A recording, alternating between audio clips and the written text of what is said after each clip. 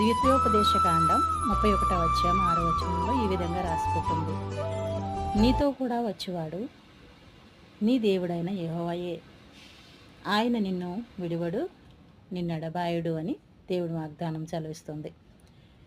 మనము ఏ రీతిగా ఉన్నప్పటికీ కూడా దేవుని వాగ్దానం మనం రిసీవ్ చేసుకుంటే ప్రతి విషయంలో కూడా మనం ఆశీర్వదించబడతాం. మనతో పాటు మనుషులు ఉన్నప్పటికీ లేనప్పటికీ కూడా దేవుని మాట, దేవుని వాగ్దానము, దేవుడు ఇచ్చే ఆశీర్వాదం మనకి ఎప్పటికీ ఉండాలి. మనం ఎప్పుడైనా సరే దేవుని ఆశీర్వాదం కోసం, దేవుడి మాట కోసం, దేవుని వాగ్దానం కోసం మనం ఎదురు చూస్తూ ఉండాలి. మనం ఎప్పుడైతే ఆ వాగ్దానం కోసం ఎదురు చూస్తూ ఉంటామో, మాట కోసం, అప్పుడు మనం ఆశీర్వదించబడతాం. నీతో పాటు వచ్చేవాడు ఎవరంటే నీ దేవుడైన యెహోవాయే. మన దేవుడికి అసాధ్యమైనది ఏదీ లేదు కానీ